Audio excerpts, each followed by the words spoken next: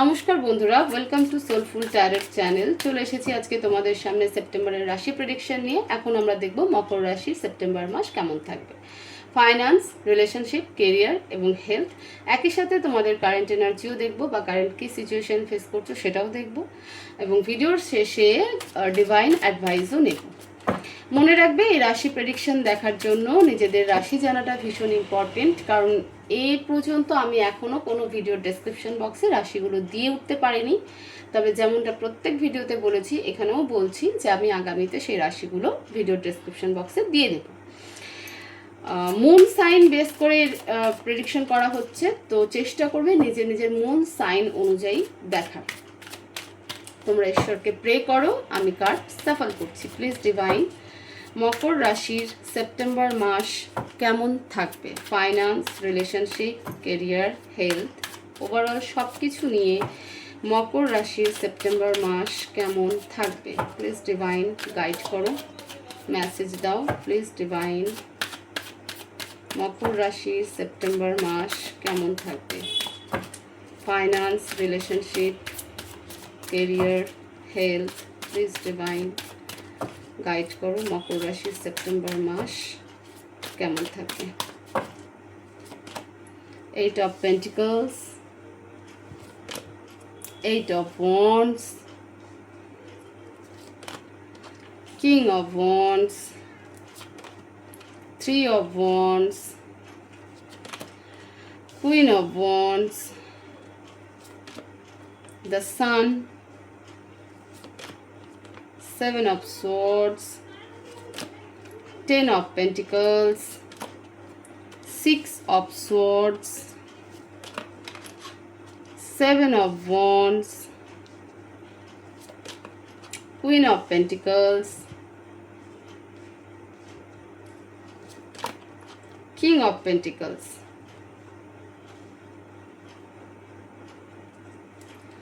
bottom of the deck, High Priestess and Ace of Wands. Wow, মকর রাশি, হ্যাঁ, তুমি এই মুহূর্তে প্রচুর প্রচুর নলেজ গেইন করছো।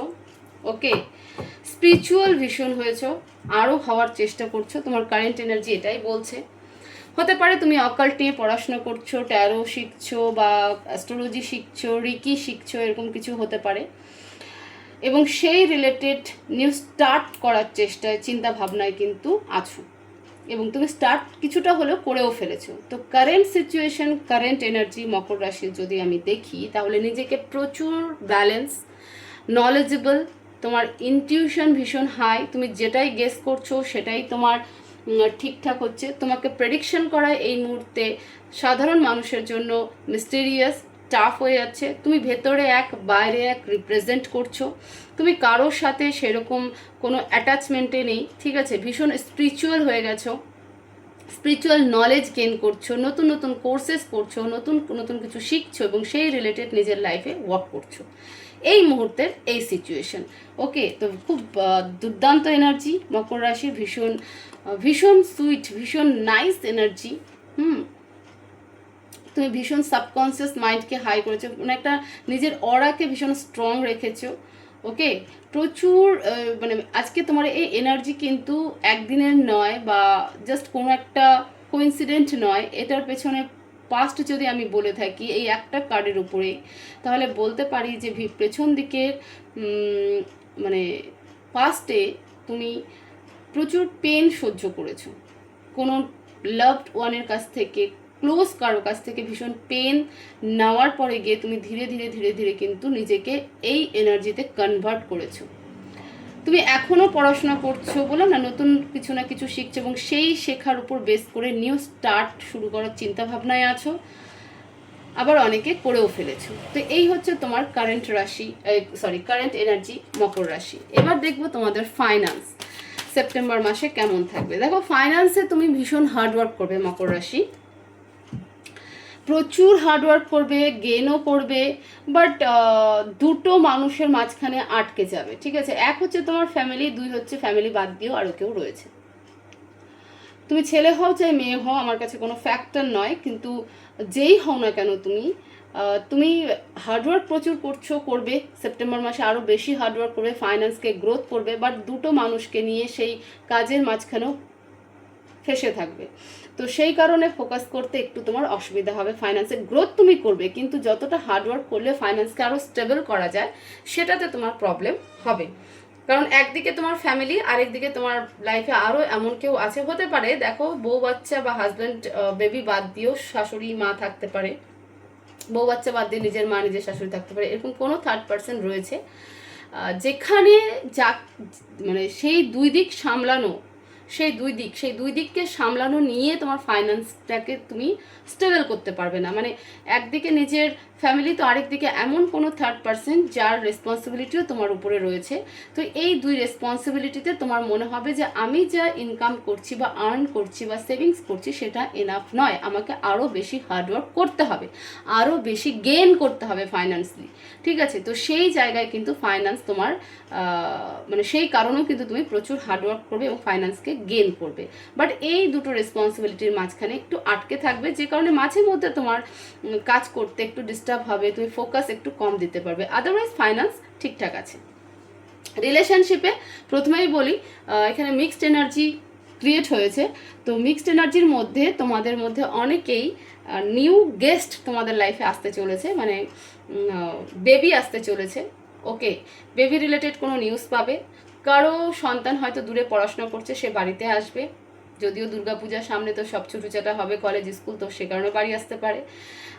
যারা কনসিভ করার চেষ্টা করছিলে তারা বেবি রিলেটেড গুড নিউজ পাবে যে কনসিভ করে ফেলেছো। আদারওয়াইজ আরও একটা ব্যাপার যে ডেলিভারি, প্র্যাকটিক্যালি তোমার বাড়িতে নিউ গেস্ট চলে এসেছে, তোমাদের সন্তান যার অপেক্ষায় তোমরা বহু বছর কাটিয়েছো, সেই সন্তান মানে তোমরা মা বাবা হবে। ওকে, তো রিলেশনশিপে এই একটা গুড নিউজ তোমরা পাবে। সেকেন্ড, যে এমন কোনো কাপল রয়েছে বা এমন কোনো রিলেশনশিপ তোমাদের লাইফে রয়েছে যেখানে বেবি ইনভলভ রয়েছে, যে কারণে তোমাদের মানে তোমরা একে অপরের সাথে ডিফেন্সিভ হচ্ছে, প্রোটেক্ট করছো। ঠিক আছে, তোমার ফ্যামিলিকে, তোমার বাচ্চাকে প্রোটেক্ট রাখার চেষ্টা করছো, যে সেই বেবি রিলেটেড যেন কোনো ইস্যু না হয়ে যায়। তো রিলেশনশিপটা না ঠিক এইরকম তোমাদের থাকবে। আমি বলছি না যে তোমাদের পার্টনারের সাথে কোনো কমিউনিকেশন থাকবে না বা সেপারেট হয়ে যাবে, নো, সেটা নয়, বাট একটা প্রোটেকশন এনার্জিতে তোমরা সবসময় থাকবে সেপ্টেম্বর মাসে। ক্যারিয়ারে আগের ভুল থেকে নতুন কিছু শিখবে এবং নতুন স্টার্ট করবে, এটাই এক কথায় মেসেজ ক্যারিয়ার রিলেটেড।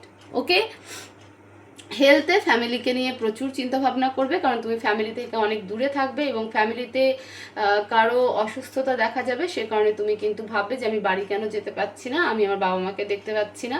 ঠিক আছে, আমি টাকা তো পাঠিয়ে দিচ্ছি বাট আমি তাদেরকে দেখতে পাচ্ছি না। যখন মানে কেরিয়ার হেলথে এরকম হবে যে তোমার ফ্যামিলির কেউ অসুস্থ হবে বাট তুমি পাশে থাকতে পারবে না, সেখানে পয়সা ইনভেস্ট হবে, টাকা তোমাকে দিতেই হবে, বাট ওই যে একটা মেন্টাল পিস না, যে আমি সাথে থেকে সবটা করলাম, সেটা তোমার থাকবে না। তো হেলথে তোমার পার্সোনালি কিছু হবে না, বাট তোমার ফ্যামিলিতে ইস্যু দেখা যাবে, খুব বড় কিছু নয়, বাট ছোটো মোটো একটা ইস্যু থাকবে যেটা নিয়ে তুমি খুব বদার্ড হবে। ওকে, ধনুরাশি। এবার ধনুরাশির জন্য আমরা অ্যাডভাইস দেখবো। প্লিজ ডিভাইন, ধনুরাশির জন্য কি অ্যাডভাইস আছে? প্লিজ ডিভাইন, ধনুরাশির জন্য কি অ্যাডভাইস দিতে চাও? কি অ্যাডভাইস দিতে চাও?